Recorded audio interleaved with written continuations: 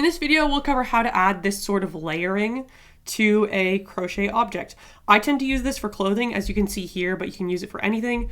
This technique that I use essentially allows you to create a layer and add a little bit of depth like that without actually modifying the base pattern basically at all, other than adding this layering over top. And I'll show you what I mean later on, but you can sort of see that there is just this one layer that overlaps this existing piece, and you can see these white strands of basically this next row being worked directly into this bottom row. So the way this works is we're basically creating this extra ring and then crocheting through both the ring and the existing piece to create that layer.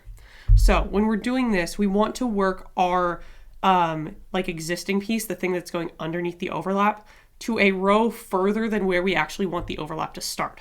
So in this case, this is, I believe, 9 rows, 1, 2, 3, 4, 5, 6, 7, 8, 9 rows tall, because I actually want the overlapping clothing layer to begin covering row 9. So what we're going to do is we take row 9 and we're basically going to repeat it. So this row 9, for me, this layer that I want to be overlapped is 24 stitches around.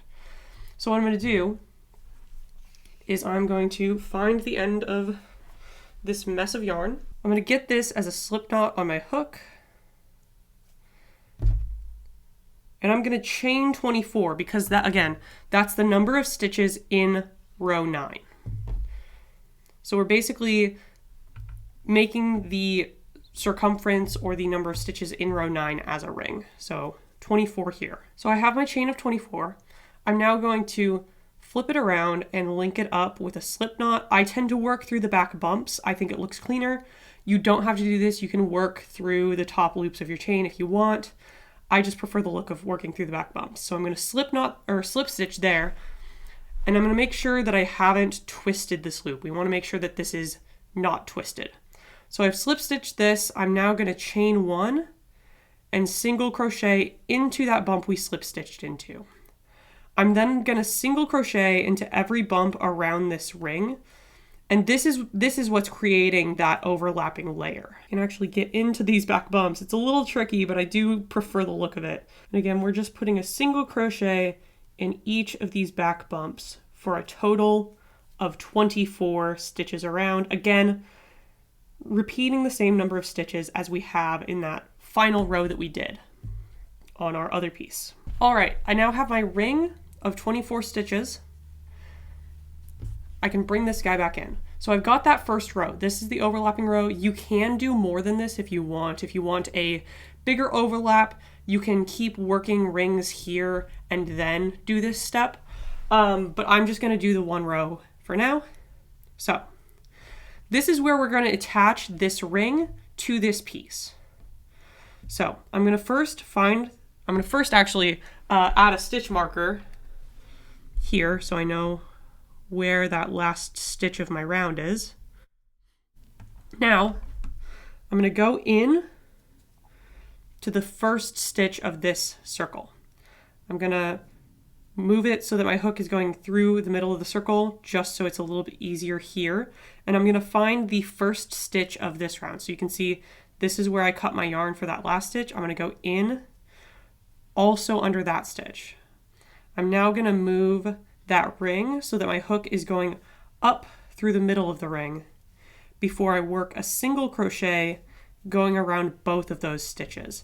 And now it's attached and it's a little bit easier to work now. So I'm going to show you again. We're going in through the next stitch of the outside ring and then finding the next stitch. So not this one, but the next stitch of the inside ring and crocheting into that as well. What we're doing here is, again, if I've been calling this row 9 and I've had that overlap of row 9, we are now working this connecting round as row 10. So the way I like to do this, I like to make my connecting row be such that there are no increases or decreases. We're just working a single crochet into every stitch. If you did have an increase in this round, you would just go in through both stitches again and do a single crochet. If you have a decrease, what I do is I set myself up for an invisible decrease on both layers. So first, I'm going to set myself up for an invisible decrease on the outside by going through the front loops of the next 2 stitches. Then I'm going to go to the inside, locate the next 2 stitches on the inside loop, and grab both of the front loops on the inside piece before working that invisible decrease through both. So again, to do an invisible decrease during this round, you set it up on the outside, you set it up on the inside, and then you complete the invisible decrease through both. What I'm working on right now, I don't have any decreases in this round, so I'm just going to go through both stitches all the way around back to the start. Now I'm going to push this through the inside, grab that tail, and now I have the entire inside piece within the outside ring. Just keep working these last handful of stitches.